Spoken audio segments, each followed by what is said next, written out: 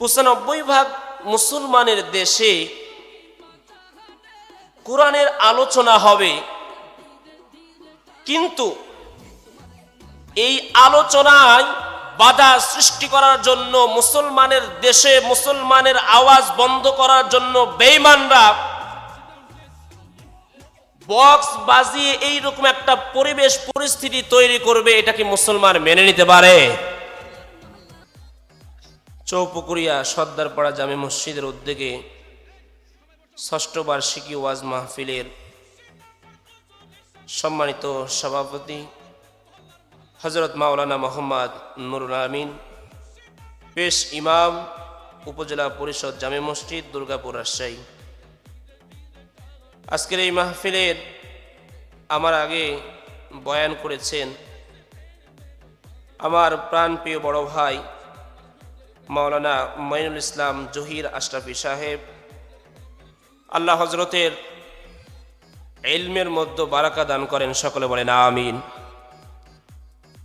তার আগে আলোচনা করেছেন অত্র মসজিদের ইমাম ও খতিব হাফিজ কারি মোহাম্মদ মাসুদ রানা ভাই। আল্লাহ তাআলা তার জবানের মধ্যেও বারাকা দান করেন, বলেন আমিন। সম্মানিত উপস্থিতি, দয়াময় আল্লাহ পাকের দরবারে লাখো কোটি শুকুর ও সুজুদ যে আল্লাহ রাব্বুল ইজ্জত লম্বা সময় আমাদের বাক শক্তি ছিল, কিন্তু বাক স্বাধীনতা ছিল না। ঠিক না ঠিক? মন চাইলেই কোরআনের হক কথাগুলো স্বাধীনভাবে স্বাধীন বাংলায় উপস্থাপন করার পরিবেশ পরিস্থিতি ছিল না। অবশেষে আল্লাহ তাআলা এদেশের তরুণ যুবকদের রক্তের বিনিময় হলেও একটা সুন্দর পরিবেশ আমাদেরকে দান করেছেন। এতে খুশি না বেজার? জোরে কান, খুশি না বেজার? যদি খুশি হয়ে থাকি তাহলে মুসলমান হিসাবে ইমানি আওয়াজকে উঁচু করে উচ্চ কণ্ঠে সকলেই কালিমাতুশ শুকুর উচ্চারণ করি, বলি আলহামদুলিল্লাহ। লক্ষ কোটি দরুদ বর্ষিত হোক, যাকে সৃষ্টি না করলে পৃথিবীর কিচ্ছুই সৃষ্টি করা হতো না, এমনকি আমাদেরকেও সৃষ্টি করা হতো না। সেই মহামানব মুক্তির দরুদ দুলানে আমিনা মুহাম্মদ মুস্তাফা আহমদ মুস্তাফা, সকলে বলি সাল্লাল্লাহু আলাইহি ওয়াসাল্লাম। সম্মানিত উপস্থিতি, শুরুতে আমি যে কথাটা বলতে চাই, বাংলাদেশ ৯৫% মানুষ মুসলমান, ঠিক না বেটি? ৯৫% মুসলমানের দেশে কোরআনের আলোচনা হবে, কিন্তু এই আলোচনায় বাধা সৃষ্টি করার জন্য, মুসলমানের দেশে মুসলমানের আওয়াজ বন্ধ করার জন্য বেঈমানরা বক্স বাজিয়ে এইরকম একটা পরিবেশ পরিস্থিতি তৈরি করবে। এটা কি মুসলমান মেনে নিতে পারে? এই যে আওয়াজটা আসতেছে, এটা খুব বেশি দূরে না, খুব বেশি দূরে। এই আওয়াজটা যদি আসে, আলোচনা করা সম্ভব? আমি খুতবা তেলাওয়াত করছি, যতই হোক ওই গ্রামে আপনাদের পায়গাম পৌঁছেছে কিনা? অবশ্যই পৌঁছেছে। সুতরাং তার উচিত ছিল অন্তত আজকের দিন, যেহেতু বক্সের আওয়াজ এই পর্যন্ত এসেছে, নিশ্চয়ই মাইকের আওয়াজ ওই পর্যন্ত গিয়েছে। তার মানে বুঝতে হবে সে কোরআনের এই আলোচনাটা সুন্দরভাবে পরিচালনা হোক, এটা সে চায় না। যদি চাইতো তাহলে আজকের দিন সে এইভাবে গান বাজিয়ে কোরআনের এই মহতি মাহফিলের মর্যাদা নষ্ট করতে পারত না। কথা বলেন ঠিক কিনা? আর আমরা সাদা সিধা মুসলমান, সহজ সরল, ছাড় দিতে দিতে দিতে দিতে এদেরকে একেবারে মাথায় উঠে বসে আছি। কি করছি? ছাড় দেওয়ার কারণে বেঈমানরা, নাস্তিকরা আজকে আমাদের মাথার উপরে বসে নাচতেছে। নয়তোবা কয়েকজন মুসলিমে ইসকনের সদস্য মুসলমানদেরকে কেমন করে আজকে নাচাবে বাংলার জমিনে? কথা কন ঠিক কিনা? ইসকনরা মুসলমানের 95% মুসলমানের দেশে সরাসরি একজন মুসলমানকে কুপিয়ে হত্যা করার স্পর্ধা সাহস কোথা থেকে পেল বলেন? এই সুযোগটা আমরাই করে দিয়েছি। কে করে দিয়েছে? আমরাই করে দিয়েছি। নয়তোবা রসুলের যুগে উমর যেখানে যা দাঁড়াইতো, উমরের ভয়ে সবাই থরথর থরথর করে কাঁপত। কেন? তিনি ছিলেন মর্দে মুজাহিদ, ভিতরে ছিল ইমানের পাওয়ার, তাকওয়ার পাওয়ার। আজকে আমাদের ইমানের পাওয়ার, তাকওয়ার পাওয়ার দুর্বল হওয়ার কারণে সারা বিশ্বে মুসলমান আজকে লাঞ্ছিত, অপমানিত, অপদস্থ। কথা বলেন ঠিক কিনা?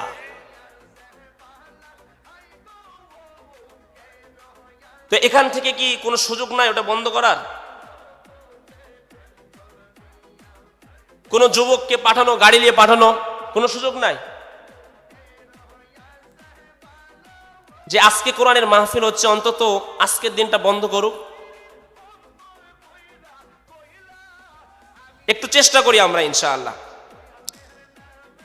প্রিয় উপস্থিতি, এবার আমার দিকে মনোযোগী হন। আজকের এই মাহফিল কোরআনের মাহফিল। আমি শুরুতে যেটা বলতে চাই, কোরআন থেকে যখন আলোচনা করা হয়, নবীজির যুগেও যখন নবীজি কোরআন থেকে আলোচনা করেছেন, কোরআনের কথা বলেছেন, তখন মানুষের মধ্যে দুইটা অবস্থা তৈরি হয়েছে। কয়টা? জোরে বলেন। দুইটা অবস্থা তৈরি হয়েছে। এখনো যখন রাসূলুল্লাহ সাল্লাল্লাহু আলাইহি সাল্লামের জবানের কোরআনের কথা শুনেছে, বয়ান শুনেছে, তো মুসলমানের ঈমান বেড়ে গেছে। জোরে বলেন সুবহানাল্লাহ। পক্ষান্তরে আরেক শ্রেণীর মানুষ যখনই কোরআনের আয়োজন, কোরআনের কথা দেখেছে, তার ভিতরে জ্বালা পোড়া শুরু হয়ে গেছে। আজকেও বর্তমান যুগে, বর্তমান সময়েও কোরআনের মাহফিলগুলোতে দুইটা শ্রেণীতে বিভক্ত হয়ে যায়। কয়টা শ্রেণীতে? এই কথাগুলো আমার জবানের কথা নয়, বরং আল্লাহ কোরআনের মধ্যে উল্লেখ করেছেন। ইন্নামাল মুমিনুনা আল্লাযীনা ইযা যুকিরাল্লাহ ওয়াজিলাত কুলুবুহুম ওয়া ইযা তুলিয়াত আলাইহিম আয়াতুহু যাদাতুহুম ঈমানা ওয়া আলা রাব্বিহিম ইয়াতাওয়াক্কালুন। আল্লাহ বলেন, যখন মুমিনদের সামনে কোরআনের আলোচনা করা হয়, কোরআনের কথা বলা হয়, তো মুমিনদের অন্তরের মধ্যে আল্লাহর ভয় সৃষ্টি হয়। জোরে বলেন সুবহানাল্লাহ। এবং মুমিনদের ঈমান বেড়ে যায় এবং তারা শুধু একমাত্র রবের উপরে ভরসা করে। এর বিপরীত যারা, মুমিনদের অবস্থা তো শুনলাম, এবার বেঈমানদের অবস্থা কি হয়? আল্লাহ কোরআনের মধ্যে বলেন, وَقَالَ الَّذِينَ كَفَرُوا لَا تَسْمَعُوا لِهَذَا الْقُرْآنِ وَالْغَوْا فِيهِ لَعَلَّكُمْ تَغْلِبُونَ।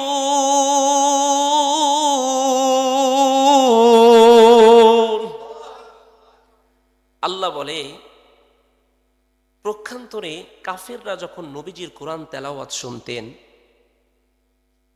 শুনে তারা বলতেন, খবরদার মুহাম্মাদের তেলাওয়াত শুনবা না, মুহাম্মাদের কোরআনের কথা শুনবা না। শুনবাই তো না, কিন্তু যেখানে কোরআনের কথা হবে, কোরআনের আলোচনা হবে, সেখানে হট্টগোল সৃষ্টি করবা, বাধা সৃষ্টি করবা, যাতে করে ওয়ালগাউ ফীহি লাআল্লাকুম তাগলিবুন, তোমরা বিজয়ী হতে পারো। চিন্তা চেতনা কি করবা? মুহাম্মদ যেখানে কোরআনের আলোচনা করবে, কোরআনের কথা বলবে, সেখানে তোমরা গন্ডগোল করবা, হট্টগোল বাধাইবা।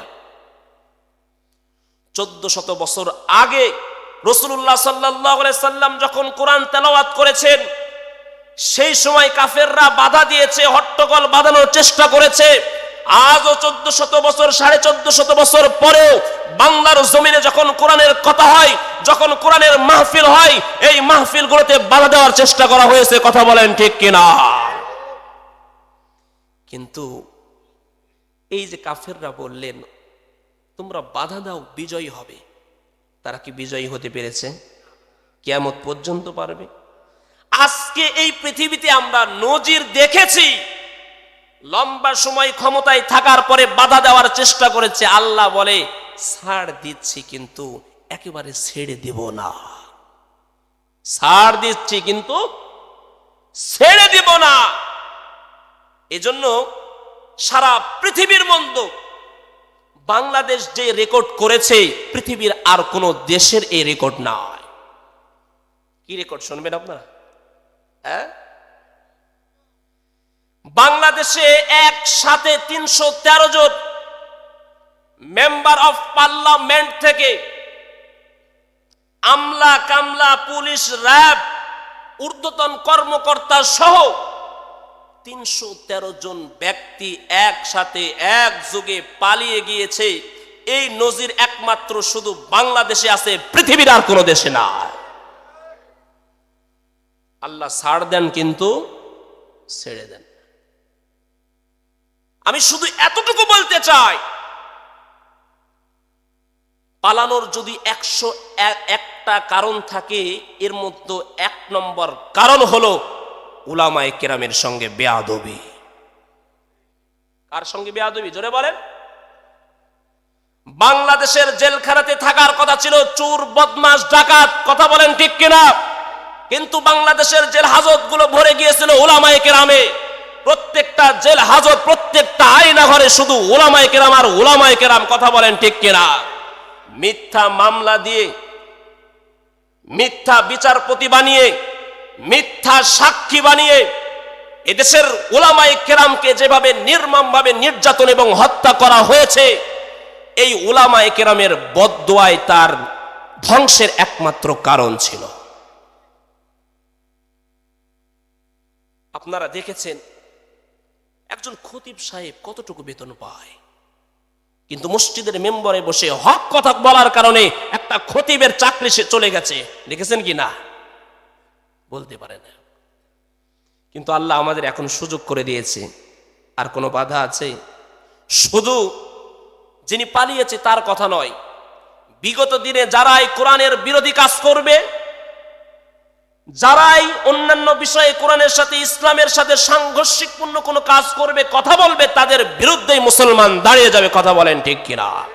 ব্যক্তিগত তাদের সাথে আমাদের কোনো দ্বন্দ্ব নাই। আছে নাকি? প্রিয় উপস্থিতি, শেষ পর্যন্ত থাকবেন তো ইনশাআল্লাহ?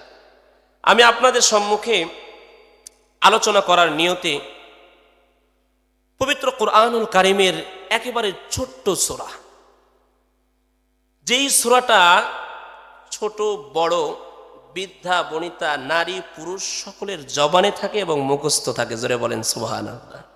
সেই সূরাটার নাম কি বলেন তো? সূরাতুল কাউসার। কুরআনুল কারীমের 108 নম্বর সূরা। কয় নম্বর? আল্লাহ তাআলা এই সূরার মধ্যে 3টি আয়াত রেখেছেন। কয়টি আয়াত? 3টি আয়াত। এই সূরার মধ্যে 42টি হরফ রয়েছে এবং 10টি শব্দ রয়েছে। এই ছোট্ট সূরার মধ্যে আল্লাহ সুবহানাহু ওয়া তাআলা যা কিছু দিয়েছেন, কেউ যদি এই ছোট্ট একটা সূরার উপর যদি আমল করে, আমার মনে হয় সফলতা থেকে সে দূরে না। এই সূরা কেন নাজিল করলেন? সোজা কথা, রাসূলুল্লাহ সাল্লাল্লাহু আলাইহি ওয়াসাল্লামকে সান্ত্বনা দেওয়ার জন্য আল্লাহ সুবহানাহু ওয়া তাআলা তার প্যারা হাবিব মুহাম্মদুর রাসূলুল্লাহ সাল্লাল্লাহু আলাইহি ওয়াসাল্লামের ব্যথিত হৃদয়কে সান্ত্বনা করার জন্য, সান্ত্বনা দেওয়ার জন্যই মূলত এই সূরা নাজিল করেছেন। জোরে কোন সুবহানাল্লাহ। হযরত আনাস রাদিয়াল্লাহু তাআলা আনহু থেকে বর্ণিত, তিনি বলেন রাসূলুল্লাহ সাল্লাল্লাহু আলাইহি ওয়াসাল্লাম একদিন মসজিদে নববীতে বসে আছেন। হঠাৎ করে রাসূলুল্লাহ সাল্লাল্লাহু আলাইহি ওয়াসাল্লামের চেহারার মধ্যে একটা ঘুমের ভাব দেখলাম। কিসের ভাব? কিন্তু কিছুক্ষণ পর নজর করে দেখি রাসূলুল্লাহ সাল্লাল্লাহু আলাইহি সাল্লামের চেহারায় একটা মুস্কি হাসি। জোরে বলেন সুবহানাল্লাহ। সাহাবায়ে কেরাম অবাক হয়ে গেলেন। রাসূলুল্লাহ সাল্লাল্লাহু আলাইহি সাল্লামের চেহারায় ঘুমের ভাব, এই অবস্থাতে আবার মুস্কি হাসি। সাহাবায়ে কেরাম জিজ্ঞেস করলেন, ইয়া রাসূলুল্লাহ, কেন আপনি মুস্কি হাসি দিলেন? আপনার হাসার কারণ কি? রাসূলুল্লাহ সাল্লাল্লাহু আলাইহি সাল্লাম বললেন, হে সাহাবায়ে কেরাম, এই মুহূর্তে আল্লাহ তাআলা আমাকে সূরাতুল কাউসার দান করেছেন। জোরে কোন সুবহানাল্লাহ। আল্লাহর রাসূল তেলাওয়াত করে শোনায়া দিলেন, ইন্না আ'তাইনাকাল কাউসার, হে নবী আমি আপনাকে কাউসার দান করেছি। ফাসাল্লি লিরাব্বিকা ওয়ানহার, অতএব শুকরিয়াতান আপনি দুইটা কাজ করেন, আপনার রবের জন্য নামাজ আদায় করেন এবং কুরবানি করেন। ইন্না শানিআকা হুয়াল আবতার, যারা আপনাকে নির্বংশ বলে, লেজ কাটা বলে, মূলত তারাই লেজ কাটা, তারাই নির্বংশ।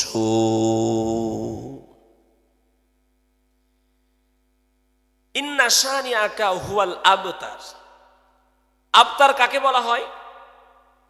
ওই সময়ে যখন কারো সন্তান দুনিয়া থেকে বিদায় নিতেন, মারা যেতেন, তাদেরকে লেজ কাটা নির্বংশ বলা হতো, আবতার বলা হতো। রাসূলুল্লাহ সাল্লাল্লাহু আলাইহি ওয়াসাল্লামের যখন আবুল কাসেম এবং ইব্রাহিম সন্তানগুলো একে একে দুনিয়া থেকে বিদায় নিলেন, কাফের বেঈমানরা নবীজিকে এই আবতার বলে, লেজ কাটা বলে, নির্বংশ বলে ভৎসনা করতে লাগলেন, উপহাস করতে লাগলেন। আল্লাহ তাআলা সহ্য করেন নাই।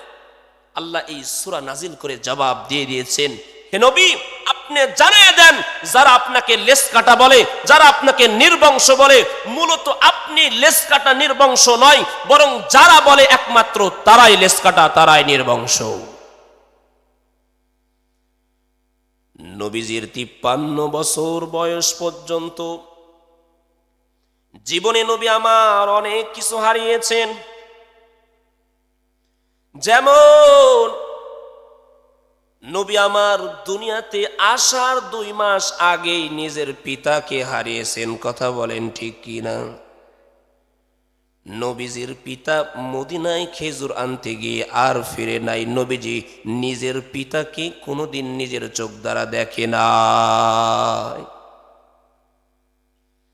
একটা সন্তানের সবচাইতে দামি সম্পদ এবং মাথার ছায়া হলো তার পিতা। কথা বলেন ঠিক কিনা?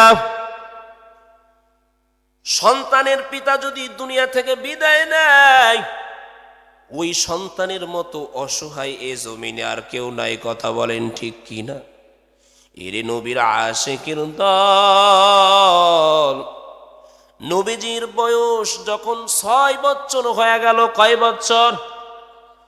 জনম দুঃখী মা দুনিয়া থেকে বিদায় নিয়ে নবীকে চিরতরের মতো এতিম করে চলে গেলেন। নবীর 6 বছর বয়সে মাও নাই, বাবাও নাই। মুহাম্মদ যেন একেবারে অসহায় হয়ে গেলেন। নবী আমার দাদা আব্দুল মুত্তালিবের কাছে লালিত পালিত হতে লাগলেন। কার কাছে? কিন্তু দুঃখের বিষয়, মায়ার নবীর বয়স যখন 8 বছর 2 মাস, দাদা আব্দুল মুত্তালিব দুনিয়া থেকে বিদায় নিলেন। এর নবীর আশিকের দল, এরপর নবীজির সবচাইতে কাছের 2টা মানুষ, আম্মা জান খাদিজাতুল কুবরা রাদিয়াল্লাহু তাআলা আনহা আর চাচা আবু তালিব, যেই 2 জন থাকা অবস্থায় কোনো বেঈমান নবীজিকে আঙ্গুল তুলে তাকাইতে পারে নাই। কথা বলেন ঠিক কিনা? কয়েকদিনের ব্যবধানে 2 জন মহৎ মানুষ দুনিয়া থেকে বিদায় নিলেন। নবীজির অন্তরে কষ্ট আর কষ্ট। আবার নবীজির সন্তানগুলো দুনিয়া থেকে বিদায়, এই যে কষ্ট, নবীর অন্তরে ব্যথা, এর ভিতরে বেঈমানরা আমার নবীকে নিয়ে এবার উপহাস শুরু করে দিল। আরে মুহাম্মাদের কথা বাদ দাও, মুহাম্মাদের বংশের বাতি জ্বালানোর মতো কেউ না। আমার ব্যথিত হৃদয়কে সান্ত্বনা দেওয়ার জন্য আল্লাহ সাথে সাথে কাউসার নাজিল করে জানায়া দিলেন, ও নবী আপনার টেনশনের কোনো দরকার নাই, আপনার পেরেশানের কোনো দরকার নাই, আমি আপনার রব সবচাইতে কল্যাণ প্রভূত কল্যাণ কাউসার আপনাকে দান করলাম। জোরে কোন সুবহানাল্লাহ। ও নবী, এটা এমন কাউসার যেই কাউসারের মাধ্যমে সন্তানের ব্যথা, স্ত্রী সন্তানের ব্যথা অন্তর থেকে দূর হয়ে যাবে। জোরে কোন সুবহানাল্লাহ। এখন বিষয় হলো, নবীজির সন্তান দুনিয়া থেকে বিদায় নিয়ে চলে গেলেন, ঠিক না ভাই? ঠিক। কিন্তু সান্ত্বনা দেওয়ার জন্য পানি দিচ্ছে। কি দিচ্ছে? মিল আছে কোনো? সন্তান বিদায় নিয়েছে তো আরেকটা সন্তান যদি দিত তো হইতো, কিন্তু সন্তান বিদায় নাই, আল্লাহ পানি দেয়। নবীজি মুস্কি হাসলেন যখন কাউসার দান করে। সাহাবায়ে কেরাম কিন্তু বুঝে নাই, কিন্তু রসুল বুঝেছেন আল্লাহ কাউসার দিয়ে কি বুঝাইতে চায়। নবীজি মুস্কি হাসার কারণটা কি জানার দরকার আছে না নাই? এরে নবীর আশিকের দল কিতাব ঘেটে ঘেটে খুঁজে খুঁজে তাফসীরের কিতাবগুলোতে অনেক বিষয় পাওয়া যায়। তার মধ্যে নবীজির মুস্কি হাসার কয়েকটা কারণ। এক নম্বরের কারণ, আল্লাহ কাউসার দান করে জানাইতে চায়, ও নবী আমার, আপনি পেরেশান করেন না, আমি আল্লাহ তো কেবল আপনার 3টা সন্তান দুনিয়া থেকে নিয়েছি, কিন্তু ও নবী আমার, দুনিয়ার মধ্যে আমি আপনাকে লক্ষ লক্ষ কোটি কোটি সন্তান দান করব। আমি তো কেবল আপনার 3টা সন্তান নিয়েছি। কয়টা সন্তান? 3টা সন্তান নিয়েছি, কিন্তু নবী দুনিয়ার মধ্যে আপনাকে লক্ষ লক্ষ কোটি কোটি রূহানি সন্তান দান করা হবে, যেই সন্তানগুলো এমন হবে ওই সন্তানের সামনে যদি আপনাকে নিয়ে কেউ বাজে কমেন্ট করে, আপনাকে নিয়ে যদি কেউ কটূক্তি করে, তারা নিজের জীবন দিয়ে দিবে কিন্তু আপনার সম্মান রক্ষা করে ছাড়বে। কথা কন ঠিক কিনা? নবীর রূহানি সন্তান আছে তো দুর্গাপুর? কি বলেন? কে কে আছে? দুটো হাত তুলে দেখা যান তো। লিল্লাহি তাকবীর, লিল্লাহি তাকবীর। আল কোরআনের আলো, আল হাদিসের আলো, কোরআন সুন্নাহ যেখানে, আলেম ওলামা যেখানে, সুদ ঘুষ যেখানে, লিল্লাহি তাকবীর। আল্লাহ সবাইকে কবুল করেন, বলেন আমিন। তাইলে নবীজির মুস্কি হাসার 1 নম্বর কারণ হলো, আল্লাহ নবীকে জানাইতেছেন, নবী 3টা মাত্র সন্তান নিয়েছি, এতে পেরেশান হওয়ার কিছু নাই, আপনাকে এর বিনিময়ে কোটি কোটি সন্তান দান করা হবে। জোরে কোন সুবহানাল্লাহ। দ্বিতীয় নম্বর বিষয়, নবী আপনার সন্তানগুলো কেন উঠায় নিলাম? কারণ হলো, আজকে দুনিয়ার মধ্যে দেখবেন যখন একটা পীর সাহেব মারা যায়, তো পীর সাহেব মারা যাওয়ার পরে তার সন্তান চেয়ারে বসে আরেকটা পীর হয়ে যায়। কথা কন ঠিক কিনা? আর আমরা সহজ সরল বাঙালি পীর পাইলে ওরে বাপরে, পীর সাহেবের পায়ে সিজদা পর্যন্ত করি। কথা বলেন ঠিক কিনা? বাঙালি তো এতটাই সহজ সরল, হক বাতিল আর বোঝে না, সিজদা কোন জায়গায় দেওয়া লাগবে বোঝে না, যে এটাই পায় পীর মনে করে সিজদা দেয়। কথা বলেন ঠিক কিনা? অথচ সিজদা পাওয়ার মালিক কে? জোরে কোন সিজদা পাওয়ার মালিক কে? আবার আমাদের বাংলাদেশে পীর সাহেবের অভাব নাই। এত পীর, এত বাবা পৃথিবীর আর কোন দেশে নাই। আছে নাকি? ভণ্ড পীরের ছড়াছড়ি, এমন এমন কারবার করে। কিছুদিন আগে দেখলাম চুমা বাবা। কি বাবা কন? চুমা বাবা। এর কাজ কি? যে সমস্ত মহিলার সন্তান হয় না, এদের যদি চুমা দেয় তো সন্তান পেটে চলে আসে। চিৎকার দিয়ে কন নাউজুবিল্লাহ। আছে না নাই? আবার কয় তোমার নামে ছাড়িলাম গাড়ি বাবা ভান্ডারে, তোমার নামে ছাড়িলাম গাড়ি। ওরে সেই গাড়িতে বসা ছিল, সেই গাড়িতে বসা ছিল আমার বাবা ভান্ডারে, তোমার নামে ছাড়িলাম গাড়ি বাবা ভান্ডারে, তোমার নামে ছাড়িলাম গাড়ি। জোরে কর নাউজুবিল্লাহ।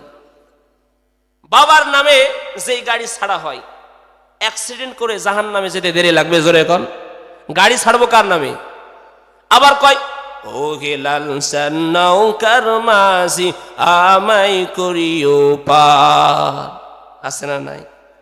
কোন হাসরের ময়দানে লালচান পার করবে না নবী সুপারিশ করে পার করবে? এরা কি কয়? লালচান নাকি নৌকা দিয়ে এদের পার করবে। এত পীর, এত ভণ্ড পীর। এই জন্য ভণ্ড পীরের দরবারে যাওয়া যাবে? আল্লাহ জানায় দেন নবী আমার, দুনিয়ার মধ্যে আপনার সন্তানগুলো কেন উঠায় নিলাম? কারণ নবী একটা পীর সাহেবের সন্তান।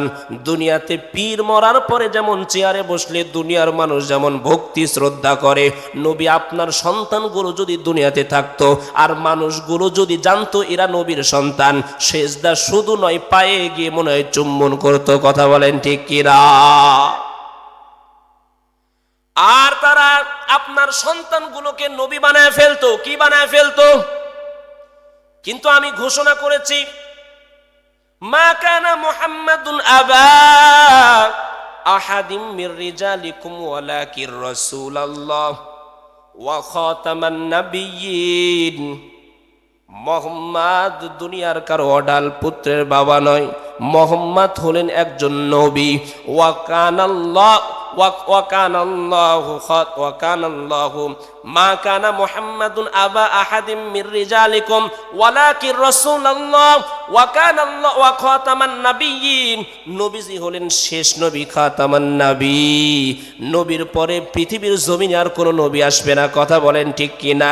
এর নবীর আশিকের দল, যেখানে আল্লাহ জানায়া দিল নবীর পরে কোনো নবী দুনিয়ার মধ্যে আসবে না, সেখানে যদি নবীর সন্তানগুলো জীবিত থাকতো, দুনিয়ার মানুষগুলো এই সন্তানগুলোকে নবী বানায় ফেলতো আর আল্লাহর এই আয়াতকে পাল্টানা লাগতো। কথা বলেন ঠিক কিনা?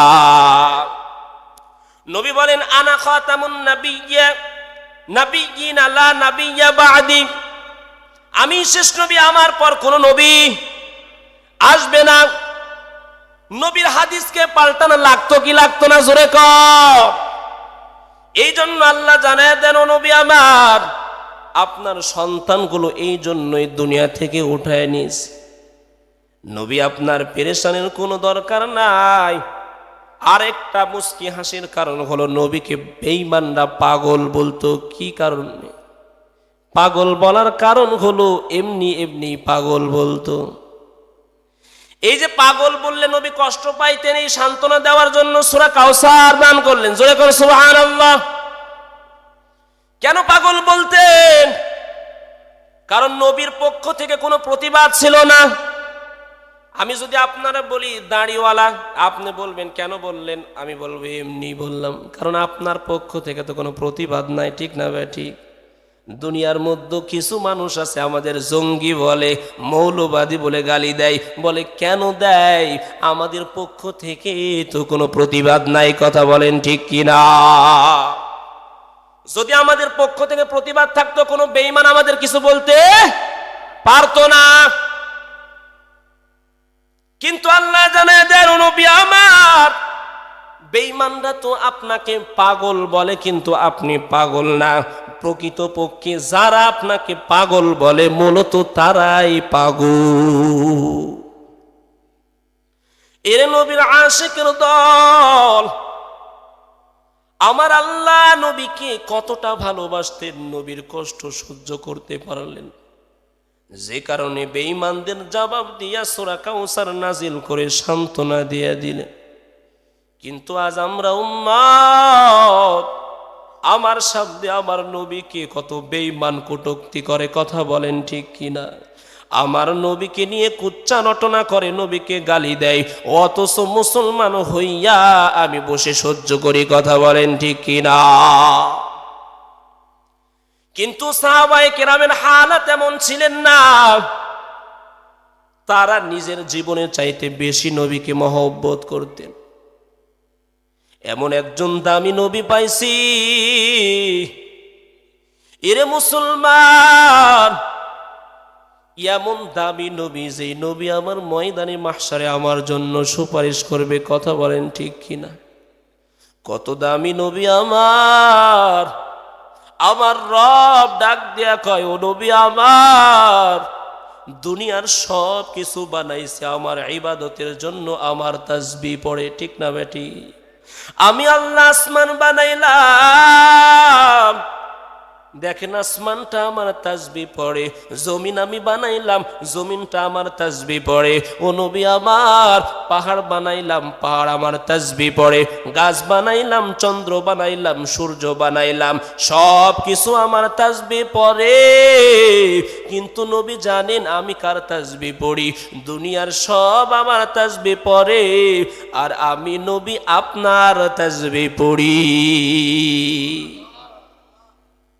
ইন্নাল্লাহা ওয়া মালাইকাতাহু ইউসাল্লুনা আলান নবী ইয়া আইয়ুহাল্লাযীনা আমানু সাল্লু আলাইহি ওয়া সাল্লিমু তাসলিমা।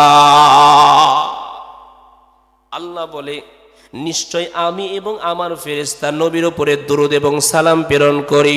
ও দুনিয়ার ঈমানদার, তোমরাও নবীর উপরে দরুদ এবং সালাম প্রেরণ করো। জোরে কোন সুবহানাল্লাহ। চিন্তা করেন কত দামি নবী আমার, এর নবীর আশিকের দল। নবী আমার কত দামি, নবীর চেহারার মধ্যে, শরীরের মধ্যে একটা মশা মাছি পড়াও হারাম ছিল। জোরে কোন সুবহানাল্লাহ। আমার নবী কত দামি নবী, নবীজির চেহারাও কত দামি ছিল রে বাবা। শুনবেন নাকি? বলবো। এর নবীর আশিকের দল, আমার নবীর চেহারা এত সুন্দর। আম্মা জানা আয়েশা রাদিয়াল্লাহু তাআলা আনহা নিজে বর্ণনা করেন, মায়ার নবী একদিন আমার উরু মুবারকের উপর মাথা দিয়া রেস্ট নিচ্ছেন, শুয়ে আছেন। এমন সময় জ্যোৎস্না রাত, আকাশের মধ্যে চাঁদ দেখা যায়। কি দেখা যায়? জোরে কর। আম্মা জানা আয়েশা রাদিয়াল্লাহু তাআলা আনহা একবার নবীজির চেহারার দিকে তাকাই, একবার আসমানের চাঁদের দিকে তাকাই। জোরে কোন সুবহানাল্লাহ। মায়ার নবী আবার আয়েশার দিকে নজর করে দেখে। আয়েশা একবার নবীজির চেহারার দিকে তাকায়, আবার একবার আসমানের চাঁদের দিকে তাকায়। নবী ডাক দেয়া কয়, ও আয়েশা, একবার আমার চেহারার দিকে তাকাও, একবার আকাশের চাঁদের দিকে তাকাও, ব্যাপারটা কি? কিছুই তো বুঝি না। আম্মা জান আয়েশা ডাক দেয়া কয়, ও নবী আমার, একবার আপনার চেহারার দিকে তাকাই, একবার আকাশের চাঁদের দিকে তাকায়া দেখি আকাশের চাঁদটা সুন্দর নাকি আমার মাহবুব সুন্দর। আল্লাহু আকবার। তাকায়া দেখি কে সুন্দর। নবী ডাক দিয়ে কয়, আয়েশা, কি বুঝলা কে সুন্দর? আম্মা জান আয়েশা ডাক দিয়ে কয়, ও নবী আমার, ওই আকাশের চাঁদের দিকে তাকায়া তাকায়া আর আমার মাহবুবের দিকে তাকায়া যা বুঝলাম, ওই আকাশের চাঁদের চাইতে কোটি কোটি গুণে সুন্দর আমার মাহবুব। আল্লাহু আকবার। কত সুন্দর আমার নবী। এর নবীর আশিকের দল আম্মা জান আয়েশা রাদিয়াল্লাহু তাআলা আনহা বলেন, ইউসুফ নবীর চেহারা এত সুন্দর ছিল, ইউসুফ নবীর সময়ের নারীরা ফল কাটতে গিয়া ইউসুফ নবীর চেহারা দেখে হাত কেটে ফেলেছে। আম্মা জান আয়েশা ডাক দেয়া কয়, ওই নারীরা যদি আমার নবীর চেহারা দেখতো, ওরা আঙ্গুল কেন নিজের কলিজা বের করে ফেলতো। কত দামি নবী আমার। এরে যুবক, এত সুন্দর চেহারাওয়ালা, আখলাকওয়ালা, চরিত্রওয়ালা দামি নবীর পাগল হইতে পারলাম না, কথা কন ঠিক কিনা? অথচ আজ আমরা মেসির পাগল, রোনালদোর পাগল, নাফরমান বেঈমান কাফেরের পাগল, কথা কন ঠিক কিনা? নবী ও হাদিসের মধ্যে বলেন, মান তাশাব্বাহা বিকাউমিন ফাহুয়া মিনহুম, যে জাতি যাকে অনুসরণ করবে সে তাদের মধ্যেই গণ্য হবে। জোরে কোন সুবহানাল্লাহ। কি বলবেন? জোরে কোন নাউজুবিল্লাহ। আজকে আমাদের যুবকরা এই মেসি আর নেইমার, রোনালদোর পাগল, কথা কোন ঠিক কিনা? এরা কাফের না মুসলমান?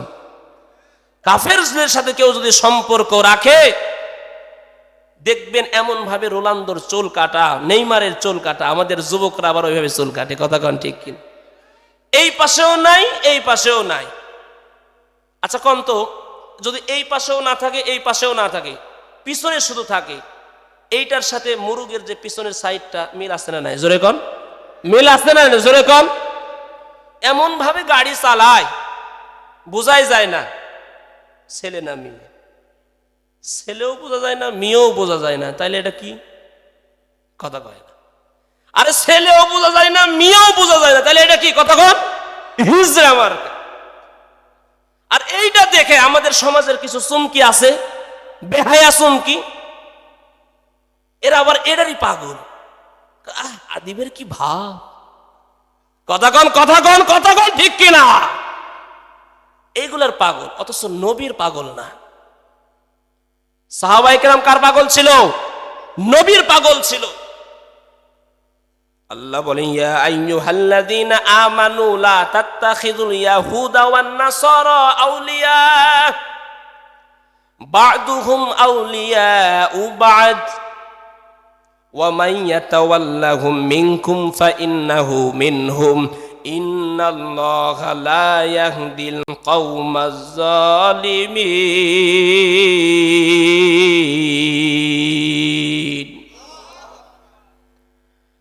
আল্লাহ বলে, হে ঈমানদারগণ, তোমরা ইহুদি এবং নাসারাদেরকে বন্ধু রূপে গ্রহণ করিও না। অথচ আমরা ইহুদি এবং নাসারাদেরকে বন্ধু হিসাবে গ্রহণ করেছি, কথা বলেন ঠিক কিনা? আল্লাহ বলে গ্রহণ করো না, কিন্তু আমরা গ্রহণ করেছি। এই যুবক, যারা এতদিন পর্যন্ত নেইমারকে অনুসরণ করেছি, মেসি, রোনালদোকে অনুসরণ করেছি, আজ থেকে নিয়ত কর কোশ্চিন কালেও ওই বেঈমান নাফরমান কাফেরদেরকে অনুসরণ করব না। আমার জীবনের আদর্শ হবে মুহাম্মদুর রাসূলুল্লাহ সাল্লাল্লাহু আলাইহি ওয়াসাল্লাম। আমার নবীর চেহারা কেমন বলবো কিছুক্ষণ। এর নবীর আশিকের দল, নবীজির চেহারা এত সুন্দর, বেঈমানরা আমার নবীর চেহারা দেখে পাগল হয়ে গেছে। জোরে কোন সুবহানাল্লাহ। ইহুদি পণ্ডিত আব্দুল্লাহ বিন সালাম যখন তাওরাতের কিতাবের মধ্যে পড়েছে আখিরি জামানার নবী, তার চেহারা এত সুন্দর হবে, চোখগুলো এইরকম এইরকম হবে, হাতগুলো এইরকম হবে, ঠোঁটগুলো এত সুন্দর হবে, নবীজির বর্ণনাগুলো তাওরাতের মধ্যে পড়ে পাগল হয়ে গেছে। শুনছে যে এই নবী মক্কা থেকে হিজরত করে মদিনায় আসবে। কোথায় আসবে বলেন?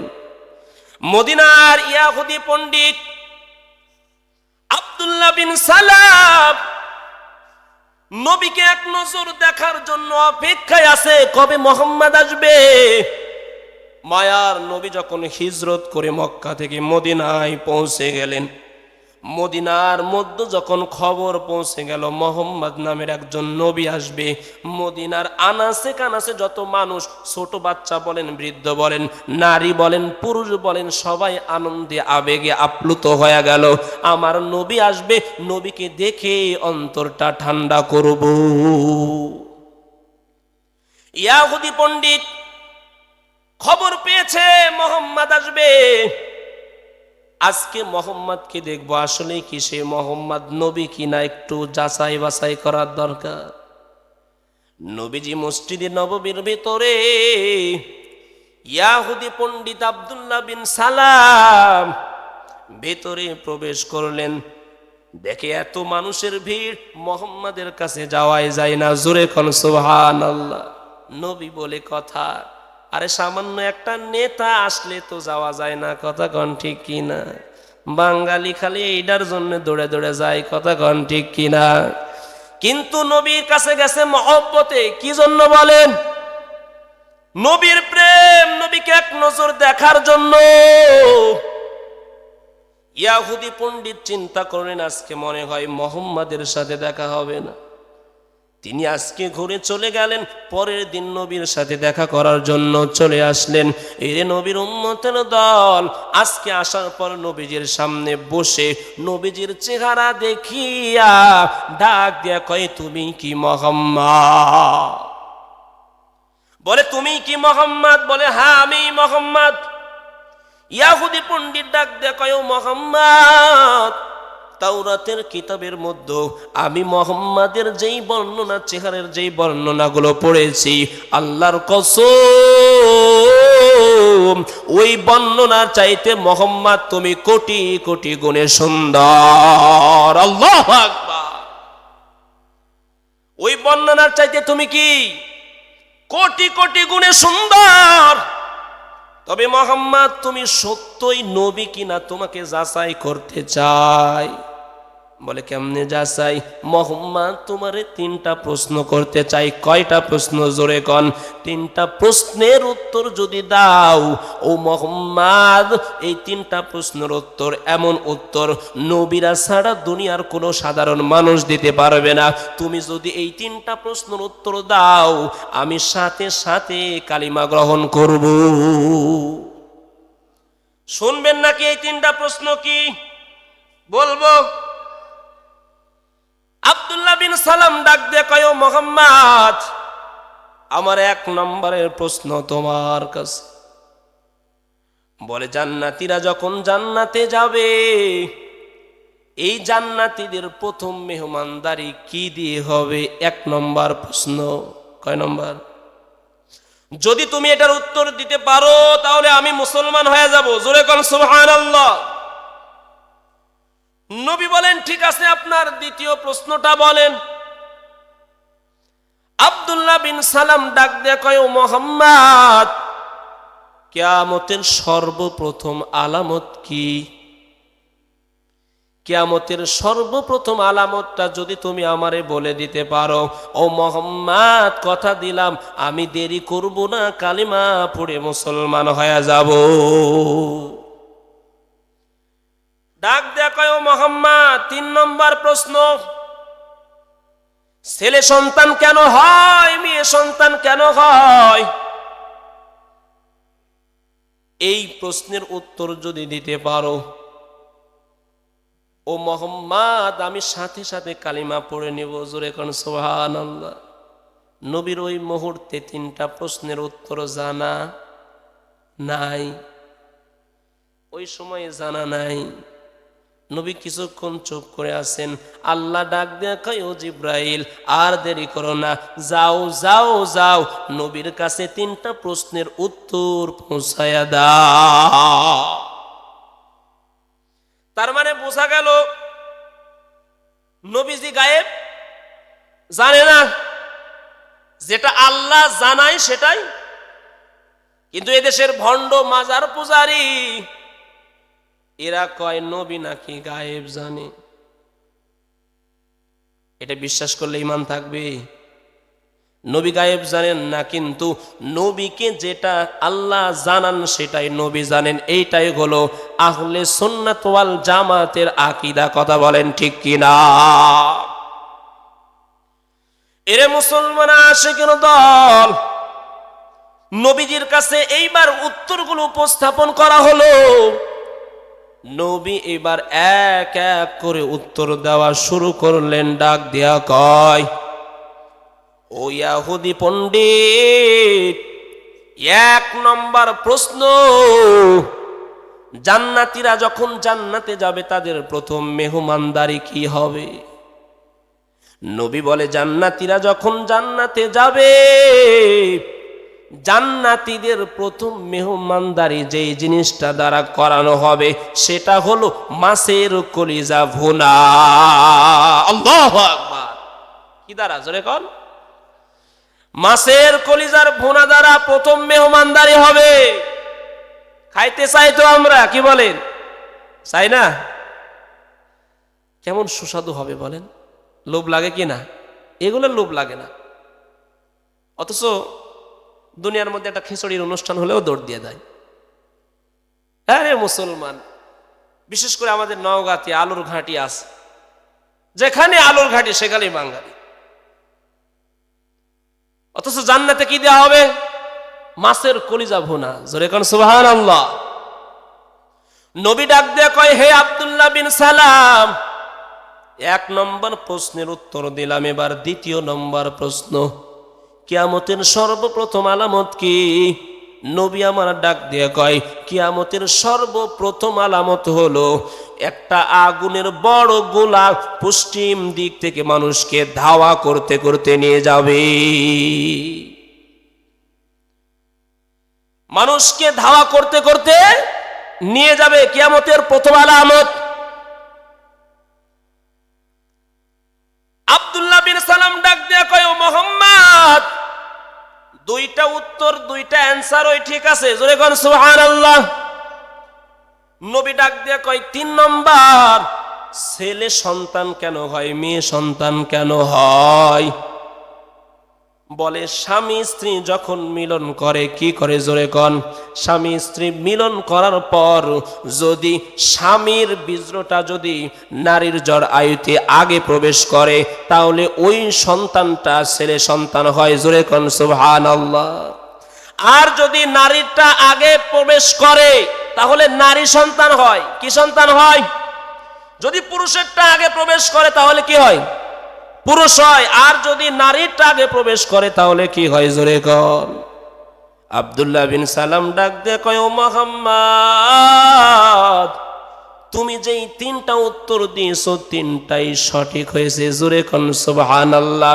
ও মুহাম্মদ, আর দেরি করতে চাই না, এই মুহূর্তে এই মজলিসে আমাকে কালিমা পড়ে মুসলমান বানায় নাও। আল্লাহু আকবার। তাইলে কেমন নবী, দামি না কমা? এই নবীর আদর্শ মানার দরকার আছে না নাই? যারা এই নবীর আদর্শ জীবনে বাস্তবায়ন করেছে, আল্লাহ তাদের দামি বানাইছে। জোরে কোন সুবহানাল্লাহ। কারণ আমার নবীর আখলাক এত দামি আখলাক, যারাই জীবনে বাস্তবায়ন করেছে আমার আল্লাহ তাদেরকে সম্মানের চেয়ারে বসায় দিছে। কথা বলেন ঠিক কিনা? যেমন আমার নবীর সাহাবা হযরতে উমর টাটকা একটা বেঈমান কাফের ছিল। কি ছিল বলেন? কিন্তু আমার নবীর সংস্পর্শে আসার কারণে আজ উমর এত দামি হয়ে গেল। উমরের অন্তরটা তাকওয়া আর ঈমানের মজবুতি দ্বারা পরিপূর্ণ। জোরে কোন সুবহানাল্লাহ। নবীর বরকতে সাহাবাদের কেমন তাকওয়া!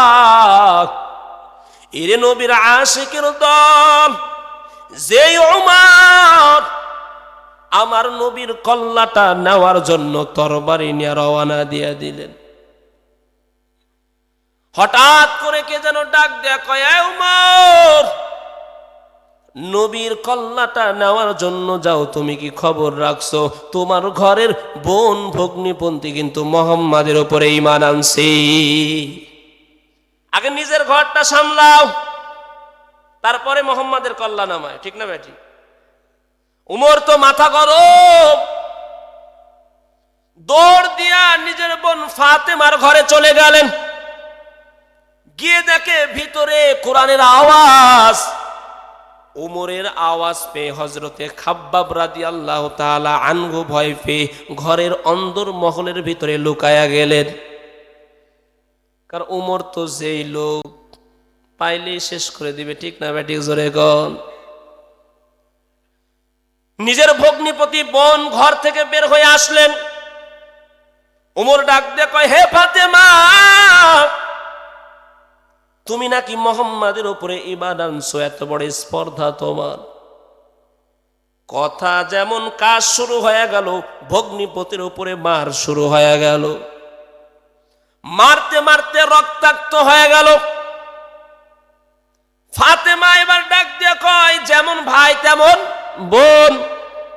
ডাক দিয়ে কয়, ওমর, আমি মুহাম্মাদের উপরে ঈমান এনেছি, তোমার যা করার তুমি করে নাও। ঈমান যখন একবার আনছি, জীবন দিব তবু ঈমান দিতে রাজি নয়। জোরে কোন সুবহানাল্লাহ। এরে মুসলমান আশিকের দল, মুসলমানের ঈমান তো এমন হওয়া দরকার, মুসলমান ঈমান লইয়া যে কদম একবার সামনে ফেলাইবে, কোনো বেঈমানের ভয়ে মুসলমানও কদম পিছনে নিবে না। কথা বলেন ঠিক কিনা? উমর এবার ডাক দিয়ে কয়, কি এমন জিনিস তেলাওয়াত করো, আমারে দেখাও। হাতের মধ্যে দেওয়া হলো, কিন্তু তার আগে ডাক দিয়ে কয়, উমর, যদি এটা নিতে চাও পবিত্র হওয়ার প্রয়োজন আছে না নাই? আগে পবিত্র হও, তারপরে কোরআনের অংশটা নিবে। উমর এইবার নেওয়ার পরে দেখে এইটার মধ্যে তাহা নামক সূরাটা লেখা আছে। জোরে কোন সুবহানাল্লাহ। শেষ আয়াত পর্যন্ত চলে গেলেন। ইন্নানি আনাল্লাহু লা ইলাহা ইল্লা আনা ফা'বুদনি ওয়া আকিমিস সালাতা লিযিকরি। ইন্নানি আনাল্লাহ, আমি আল্লাহ। সুবহানাল্লাহ কোন? আমি ছাড়া কোনো ইলাহ নাই, অতএব আমার শরণার্থে নামাজ কায়েম করো। উমর এই অবস্থাটা দেখে, এই আয়াতটা দেখে একটু চিন্তায় পড়ে গেলেন। আমি আল্লাহ, আল্লাহটাকে চিন্তায় পড়ে গেছে। উমর এবার ডাক দিয়ে কয়, ও ফাতেমা, আমাকে মুহাম্মাদের দরবারে নিয়ে চলো। জোরে কোন সুবহানাল্লাহ। এই সুযোগটাই খাব্বাব কাজে লাগাইয়া ঘরের ভিতর থেকে বের হয়ে এসে ডাক দিয়ে কয়, ওমর, তোমার জন্য একটা সুসংবাদ আজকে আছে। গতকাল বৃহস্পতিবারে নবীজি দুইটা ব্যক্তির জন্য দোয়া করেছে, হাত তুলে। ডাক দিয়ে কয়, ও দয়ার মালিক, দুইটা উমরের একটা উমরকে তুমি কবুল করো। আবু জাহেলের নামটাও উমর ছিল। কি ছিল? দুই উমরের এক উমরকে কবুল করো। খাব্বাব ডাক দিয়ে কয়, ওমর, মনে হয় তোমার জন্যই দোয়াটা কবুল হয়ে গেছে। জোরে কোন সুবহানাল্লাহ। এরে নবীর আশিকের দল, উমর নবীজির সামনে গর্দান নিতে গিয়া নিজের গর্দানটা ইসলামের সামনে বিলীন করলেন। জোরে কোন সুবহানাল্লাহ। আজ উমর এত দামি হয়ে গেলেন, উমরের অন্তরের মধ্যে আজ এত তাকওয়া। রে বাবা, ঈদের দিন রাতের বেলা ঘরের দরওয়াজা বন্ধ করিয়া উমর ডুকরাইয়া ডুকরাইয়া কান্না করে।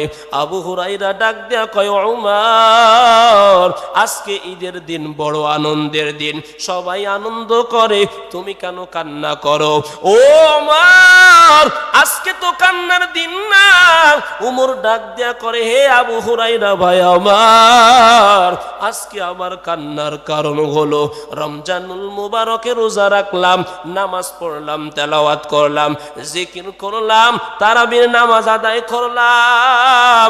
আমার রব আমার ইবাদত গুলো কবুল করেছে কিনা এই পেরেশানে আমি উমর ঠিক থাকতে পারতেছি না। কত দামি হয়ে গেলেন উমর, নিজের আমল নিয়ে পেরেশান। অথচ আজকে আমাদের জিন্দেগিতে কোনো আমল নাই। সকাল থেকে সন্ধ্যা পর্যন্ত গুনাহ, সন্ধ্যা থেকে একেবারে ফজর পর্যন্ত মোবাইলের গুনাহ। কথা বলেন ঠিক কিনা? ঘন্টা গুনাহ করতে করতে করতে করতে আজকে নফসটাকে এমন পাথর বানিয়েছি। ও বাবা, কোরআনের কথা শুনলে আরো ভালো লাগে না রে বাবা, জাহান্নামের কথা শুনলেও অন্তরে ভয় আসে না। কথা বলেন ঠিক কিনা?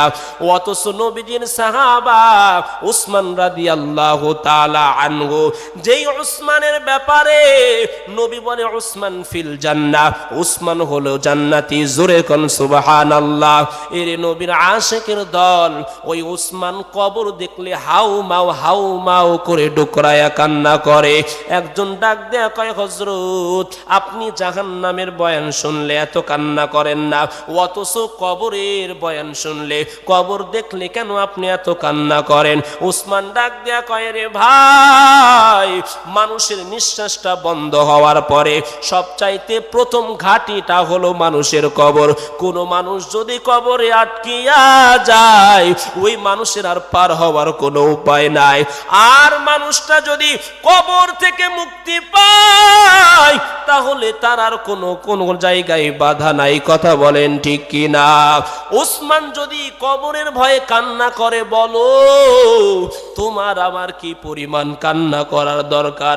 এরে নবীর আশিকের দল, আমার নবী বলে কান্নার এত দাম, কেউ যদি আল্লাহর ভয়ে একটা ফোঁটা চোখের পানি ফেলে, ওই বান্দার জন্য জাহান্নাম হারাম হয়ে যায়। জোরে কোন সুবহানাল্লাহ। একটা কাফির দুধ দহন করার পর ওই দুধটা স্তনে ফিরে যাওয়া যেমন অসম্ভব, আল্লাহর ভয়ে চোখের পানি ফেলা মানুষটা জাহান্নামে যাওয়াও অসম্ভব। এই জন্য এর বাবা, একটু চোখের পানি ফেলাইয়া দিলটা নরম করি রে বাবা। চোখের পানির এত দাম, এমন কোন নবী নাই যেই নবী চোখের পানি ফেলাই নাই, এমন কোন সাহাবা নাই যেই সাহাবা চোখের পানি ফেলাই নাই। প্রত্যেকটা সাহাবা চোখের পানি ফেলেছে। এমন কোন আউলিয়ায়ে কেরাম নাই যেই আউলিয়ায়ে কেরাম চোখের পানি ফেলাই নাই রে বাবা। চোখের পানির কত দাম! আমার নবী বলে, কেউ যদি চোখের পানি কান্না করিয়া করিয়া যদি আল্লাহর কাছে দোয়া করে, তাওবা করে, ওই বান্দার চোখের পানিটা নাকের ডগায় আসার আগে ওই বান্দার জিন্দেগির সব গুনাহ মাফ করে দেয়। এরে নবীর আশিকের দল, চোখের পানির এত দাম, হাসরের ময়দানটা এমন কঠিন হবে, হাসরের ময়দানে নবীরা পর্যন্ত নাফসি নাফসি করবে। আদম আলাইহিস সালাম নাফসি নাফসি করবে, ইব্রাহিম খলিলুল্লাহ নাফসি নাফসি করবে, মুসা আলাইহিস সালাম নাফসি নাফসি করবে, ঈসা আলাইহিস সালাম নাফসি নাফসি। আমার আপনার নবী মুহাম্মদুর রাসূলুল্লাহ সিজদায় পড়ে উম্মতের জন্য কান্না করবে রে বাবা। এদিকে জাহান্নাম আওয়াজ দেবে, ও দয়ার মালিক, গুনাহগার গুলোরে আমার মধ্যে নিক্ষেপ করো, ক্ষুধার যন্ত্রণা সহ্য হয় না। আল্লাহ জাহান্নামটাকে দূরে নেওয়ার জন্য ৭০,০০০ শিকল লাগাবে। কত শিকল? জোরে কোন।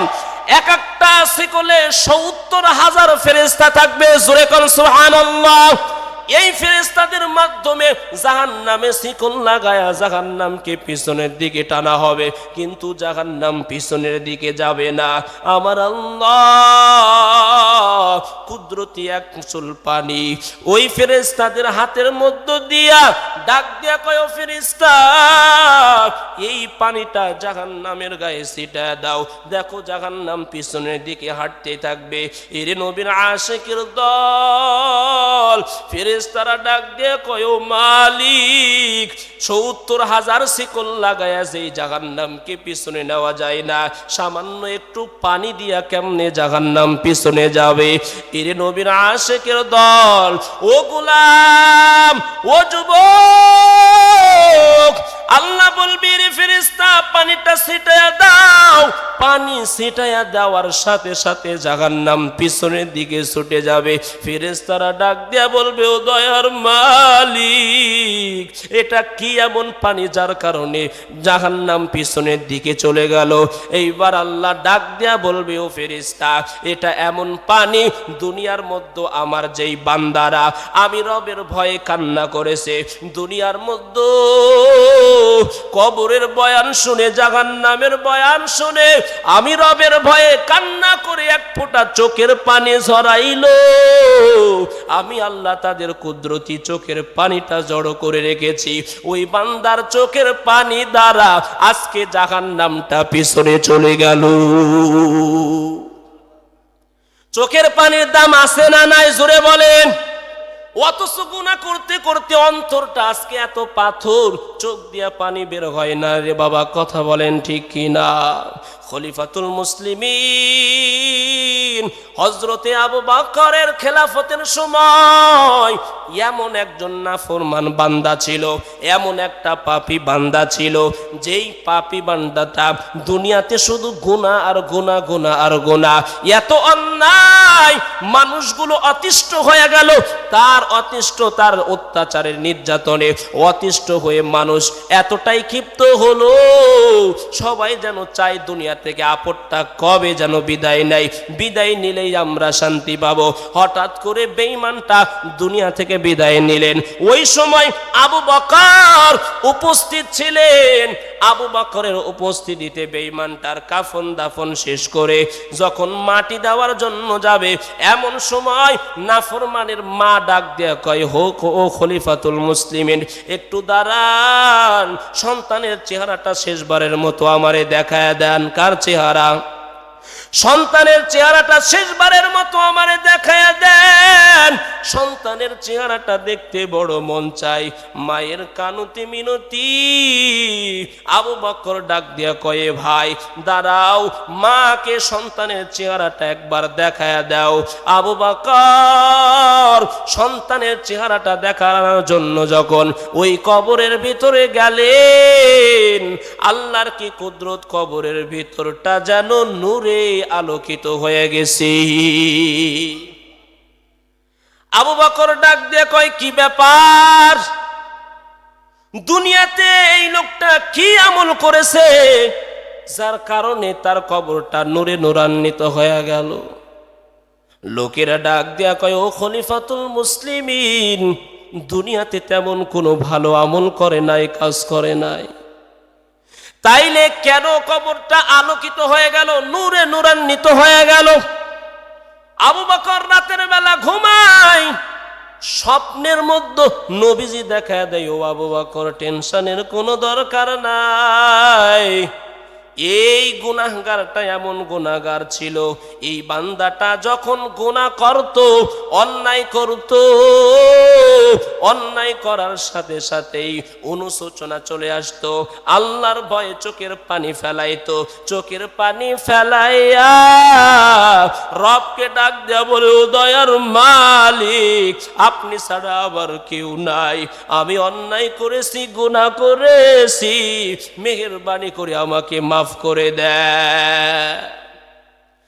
আবু বকরকে ডাক দিয়ে কয়, হে আবু বকর, এই যে আল্লাহর কাছে চোখের পানি ফেলাইয়া দোয়া করেছে, রবের কাছে এত পছন্দ, রব ওই চোখের পানির বিনিময়ে তার কবরটাকে আলোকিত করে দিয়েছে। জোরে কোন সুবহানাল্লাহ। এরে নবীর আশিকের দল, দুনিয়া থেকে আমাদের সবাইকে আকপিস দুনিয়া থেকে বিদায় নিতে হবে, কথা বলেন ঠিক কিনা? এরে গোলাম, বিদায়টা যেন সুন্দর হয়, এর কারণে দুনিয়াতে কিছু আমল করার দরকার আছে না নাই? কি আমল করব বাবা? সদকায়ে জারিয়ার কিছু আমল করার দরকার আছে না নাই? কেমন আমল করবেন? যে আমলটা কবরে শুয়ে শুয়ে আপনি সওয়াব পাবেন। জয় করুন সুবহানাল্লাহ। দুনিয়াতে আমল করবেন কিন্তু কবরে শুয়ে শুয়ে সওয়াব পাবেন। সদকায়ে জারিয়ার একটা আমল হলো মসজিদ মাদ্রাসায় বেশি বেশি দান করা, কথা কোন ঠিক কিনা? এর নবীর আশিকের দল, বয়ানের শেষ প্রান্তে চলে আসছি, বেশি সময় আলোচনা করব না, তবে আমি আপনাদের কাছে একটু আহ্বান জানাবো। সেই সুদূর নওগাঁ জেলায় আমার বাসা কোথায়? আপনারা তো সবাই চান এই মাহফিলটা জারি থাকুক প্রত্যেক বছর, চান কি না? কে কে চান একটু হাত তুলে তো এখন। লিল্লাহি তাকবীর। আল্লাহ কবুল করেন। যদি প্রত্যেক বছর এই মাহফিলটা হয় এটা চান, তাহলে এটার জন্য একটু বাৎসরিক সদস্য হওয়া যায় কিনা? জোরে কোন। আমি কয়েকজন আল্লাহর বান্দা দেখতে চাই, যে আল্লাহর বান্দারা বাৎসরিক সদস্য হবে। হুজুর, এই মাহফিলটা টিকে রাখার জন্য, বাতিলদেরকে দমন করার জন্য, কোরআনের এই আয়োজনটাকে বহাল রাখার জন্য প্রত্যেকটা বছর আমি 1000 করে টাকা দিব। কত? নবীজির সোহবতের কারণে সাহাবায়ে কেরাম দামি হয়ে গেলেন।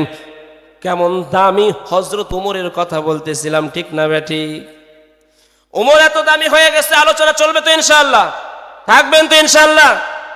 এই সদস্যগুলোর নামগুলো লিখে নেন ভাই, মেহেরবানি করে নামগুলো লিখে নেন। কত দামি সাহাবা উমর! যেই উমর সারাটা দিন পরিষদের কাজ করতেন। কিসের কাজ? কিন্তু রাত যখন হয়ে যাইত, খলিফাতুল মুসলিমিন প্রজাদের হালাত জানার জন্য, প্রজাদের অবস্থা জানার জন্য রাতের বেলা গোলাম আসলামকে নিয়ে বের হয়ে যাইতেন। জোরে কোন সুবহানাল্লাহ। পৃথিবীর ইতিহাসে এমন শাসক পাইছি নাকি আমরা, যে শাসক দিনের বেলা পরিষদ পরিচালনা করে কিন্তু রাত হয়ে গেলে জনগণের খবর নেয়? পাইছি? কিন্তু উমর এমন একজন সাহাবা যিনি অর্ধ পৃথিবী শাসন করেছেন রে বাবা।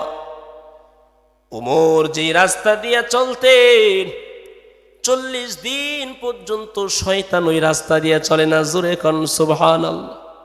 আজ উমরের অন্তরের মধ্যে এমন তাকওয়া, খলিফাতুল মুসলিমিন অর্ধ জাগান শাসন করেন, অথচ তার শরীরের মধ্যে যেই কাপড়, এই কাপড়টা 14 থেকে 17টা তালি। কতটা বলেন? চিন্তা করেন, একজন খলিফার শরীরের মধ্যে তালিযুক্ত জামা, অথচ আজকে মেম্বার চেয়ারম্যানের জামার গাড়ি বাড়ি দেখলে মাথায় খারাপ। কথা কন ঠিক কিনা?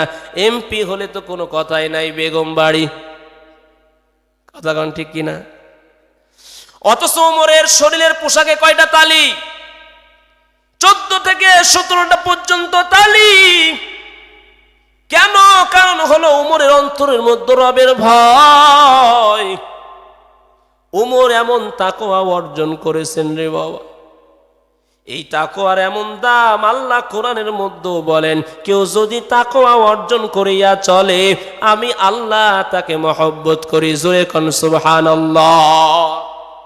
ইন্নাল্লাহা ইউহিব্বুল মুত্তাকিন।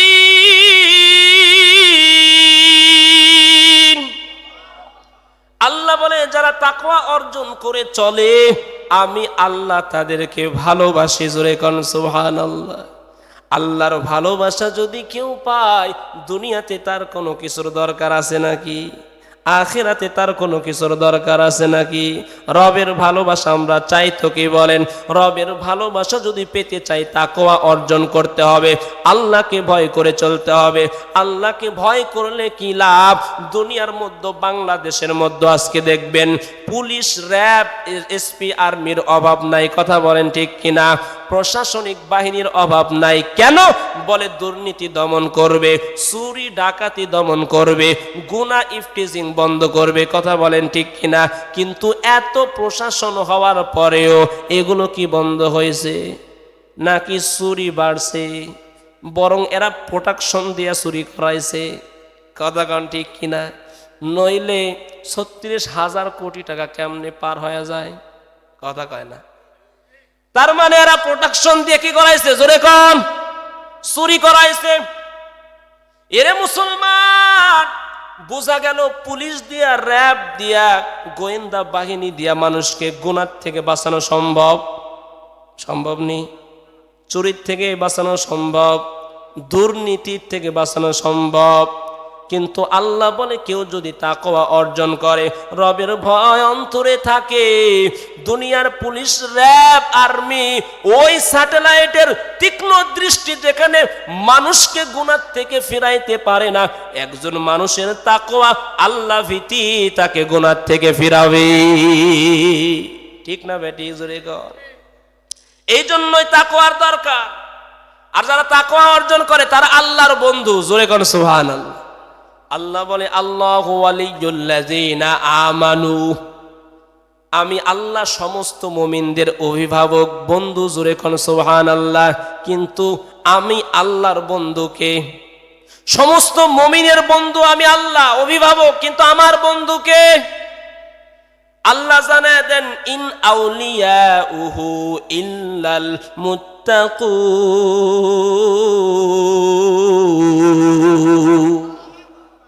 আল্লাহ আল্লাহ বলে যারা তাকওয়া অর্জন করে আমি আল্লাহ একমাত্র তাদের বন্ধু। সুবহানাল্লাহ কয় না? তাহলে তাকওয়ার দরকার আছে না নাই? কেন দরকার? আল্লাহ বলে যারা তাকওয়া নিয়ে নামাজ আদায় করবে তো আমি কবুল করব। জোরে বল সুবহানাল্লাহ। ইন্নামা ইয়াতাকাব্বালুল্লাহু মিনাল মুত্তাকিন।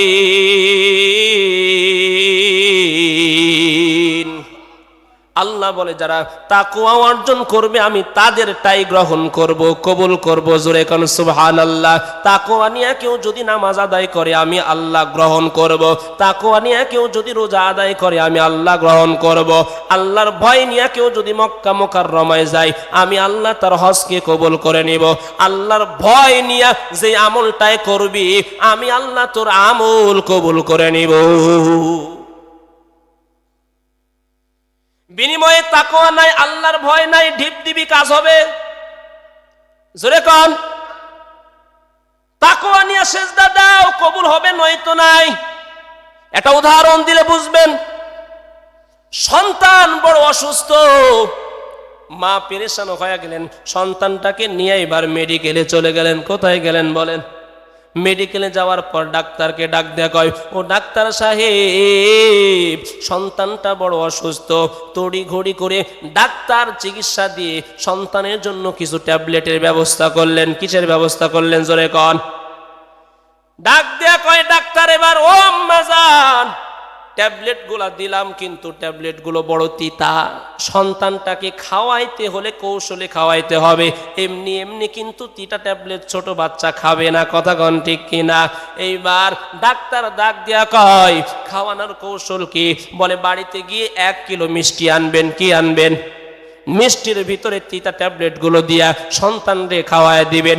মা এবার বাড়িতে যাওয়ার পরে আব্বাজানের কাছে ফোন দিয়া কয়, ও স্বামী আমার সন্তান তো অসুস্থ, ডাক্তার তিতা কিছু ট্যাবলেট দিয়েছে, এই তিতা ট্যাবলেট গুলো যদি খাওয়াইতে হয় তাহলে মিষ্টির প্রয়োজন, অতি তাড়াতাড়ি 1 কিলো মিষ্টি পৌঁছায় দাও। কয় কিলো মিষ্টি? মিষ্টি পাঠানো হলো। মা এবার মিষ্টির ভিতরে তিতা ট্যাবলেট গুলো ঢুকায় দিছে। এইবার কয় সন্তান সকালবেলা একটা খাবি, দুপুরে একটা খাবি, আবার রাতের বেলা একটা খাবি। খবরদার বেশি খাবি না। সকালে একটা, দুপুরে একটা, রাতে একটা। কি এর সকাল দুপুর আর রাত? 1 ঘন্টার মধ্যে 1 কিলো মিষ্টি সাবান। সন্তানের মাথায় হাত দিয়ে মায়ের মাথায় গরম। আরে তোর তো সুস্থ হওয়ার কথা কিন্তু অসুস্থতা আরো বেড়ে গেল কেমনে? ধমক দিয়ে কয় এই মিষ্টিগুলো খাইছিস? হ্যাঁ মা মিষ্টি তো সব খাইছি।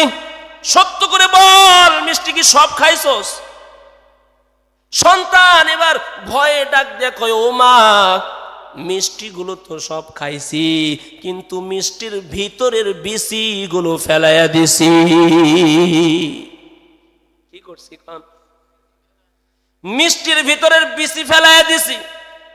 মা ডাক দিয়ে কয় রে সন্তান কিয়ামত পর্যন্ত যদি মিষ্টি খাও, মিষ্টির ভিতরের বিচিগুলো যদি ফেলায় দাও, মিষ্টি খাওয়া হবে, কিয়ামত পর্যন্ত তোর অসুখ ভালো হবে না। এরে নবীর আশিকের দল, জন্মের পর থেকে যখন থেকে নামাজ ফরজ তখন থেকে নিয়া মৃত্যু পর্যন্ত যদি সেজদা দাও, বারবার বাইতুল্লাহর গিলাফ ধরো, প্রত্যেকটা রোজা করো, সব ইবাদত যদি করো কিন্তু অন্তরে তাকওয়ার মেডিসিন নাই, আল্লাহর ভয় নাই, বলে কিয়ামত পর্যন্ত তোর ঢিপা নই হবে, তোর নামাজ কবুল হবে না। ঠিক কিনা বলে? এজন্য কিসের দরকার? তাকওয়ার দরকার। এই তাকওয়া আমাদের অর্জন করার দরকার আছে না নাই? আরে সাহাবায়ে কেরামের সময়ের একজন গোলামের যে তাকওয়া ছিল আজকে ধনীদের সেই তাকওয়া নাই। কথা কোন ঠিক কিনা? ওমর সারাটা দিন পরিষদ চালানোর পরে যখন ঘুরে বেড়াইতেন, হঠাৎ একদিন ওমর ঘুরতেছে, একটা রাখালের সাথে সাক্ষাৎ হয়ে গেল। অনেকগুলো বরকি লইয়া রাখাল মাঠের মধ্যে চড়াইতেছে। উমর পরীক্ষা করার জন্য রাখালের কিনারায় গিয়া ডাক দিয়া কয়, ও রাখাল ভাই, দূর দূরান্ত অঞ্চল থেকে সফর করে আসছি, যার কারণে পিপাসা, আমার একটু দুধ দহন করে দাও, পান করব। রাখাল ডাক দেয়া কয়, এ ভাই, এই যে বরকির পাল দেখতেছো, এইটা দেখা শোনার দায়িত্ব আমার, ঘাস খাওয়ানোর আমার দায়িত্ব, সন্ধ্যা যখন হয়ে যাবে বাড়িতে পৌঁছায় দেওয়ার দায়িত্ব আমার, কিন্তু কাউকে দুধ দহন করে পান করানোর দায়িত্ব আমার নয়। ঠিক না বেটি? উমর আবার পরীক্ষার জন্য ডাক দেয়া কয়, ও রাখাল ভাই, তাইলে একটা কাজ করো, এতগুলো বরকির মধ্য থেকে একটা বরকি আমাকে দিয়ে দাও, বিক্রয় করো, এতে তুমিও কিছু টাকা পাইবা, আমিও বরকি পাইলাম, তুমিও লাভবান হইলা, আমিও লাভবান হইলাম। মালিককে বলবা একটা বরকি পাল থেকে চলে গেছে, হারায় গেছে, শেষ। গোলাম ডাক দিয়া কয়, ও ভাই, হয়তো দুনিয়ার মালিক দেখবে না, কিন্তু উপরে যেই মালিক আছে সেই মালিককে কেমনে ফাঁকি দিবা? সুবহানাল্লাহ বলেন, জোরে কোন সুবহানাল্লাহ। এরে নবীর আশিকের দল, আজকে গুনাহ করতেছি, অন্যায় করতেছি রে বাবা, মনে করি দুনিয়ার কেউ দেখে না, দুনিয়ার কেউ না দেখলেও দেখে আমার আল্লাহ। কথা বলেন ঠিক কিনা? ময়দানে মাহশারে আজকে মনে করতেছো কেউ বলার কেউ নাই, দেখার কেউ নাই রে বাবা, কিন্তু এই যে তোমার শরীর, ঠিক না ঠিক বলে?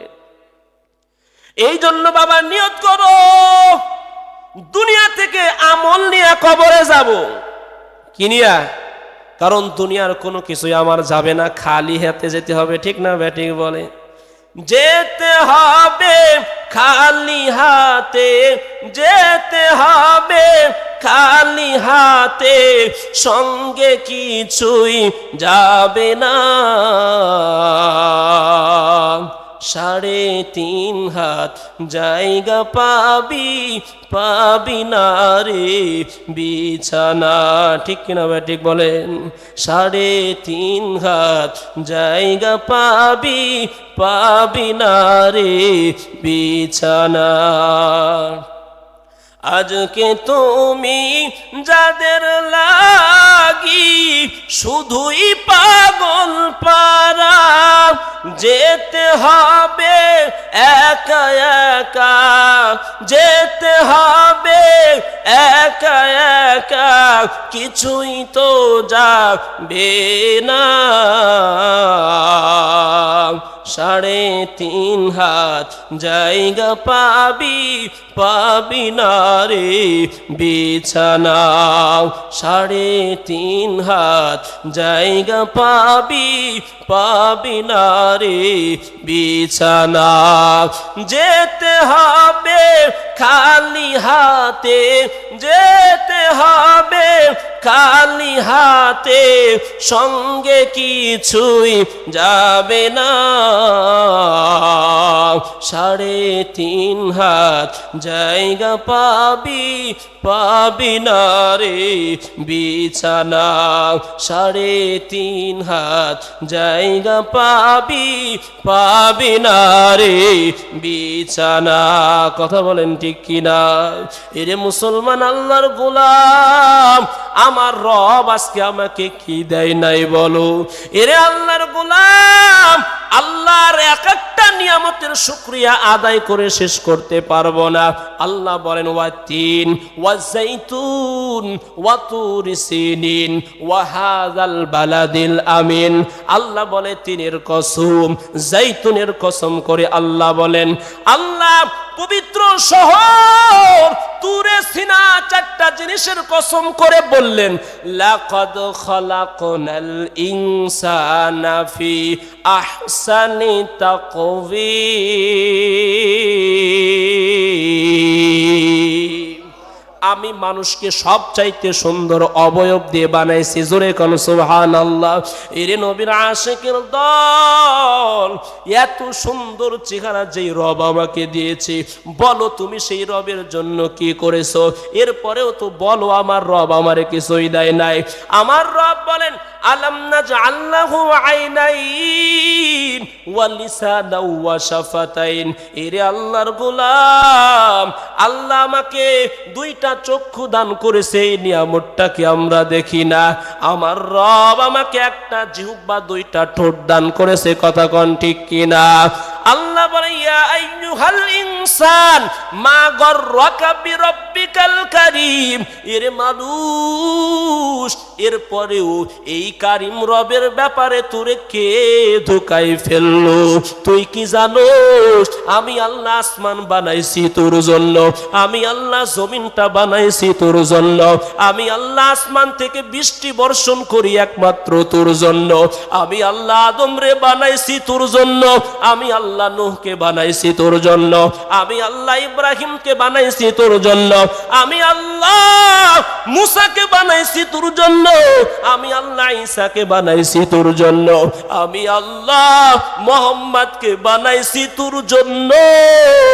তুই কি চিন্তা করেছিস আমার নবীর 23টা বছরের জিন্দেগি তোর জন্যই বরবাদ করেছে? কি এমন ঠেকা ছিল আমার নবীর? আমার নবী তোর জন্য উহুদের ময়দানে যুদ্ধে গেলেন, দান দান মোবারক শহীদ করলেন। আমার নবী তোর জন্য তায়েফের ময়দানে রক্ত ঝরালেন। এরে বান্দা বল, আমি আল্লাহ এত কিছু দেওয়ার পর তুই কিভাবে বললি তোরে কিছুই দেই না? সব কিছু আমি তোর জন্য বানাইছি, কেবল তুই শুধু ইবাদত করবি, গোলামি করবি কার? জোরে কোন? অথচ আল্লাহর সমস্ত নিয়ামত পাইলাম, খাইলাম, কিন্তু গোলামি আল্লাহর আমরা করি না, কথা বলেন ঠিক কিনা? আল্লাহ বলবে রে ফেরেশতার দল, দুনিয়াতে এত নিয়ামত দেওয়ার পরে যেই নাফরমানগুলো নিয়ামতের কদর করলো না, এদেরকে ধরো আর বেড়ি পড়াও, খুযুহু ফাগুল্লু সুম্মাল জাহিমা সাল্লু, অতঃপর জাহান্নামের মধ্যে নিক্ষেপ করো। ধরবে আর বেড়ি পড়াবে, জাহান্নামের মধ্যে নিক্ষেপ করবে।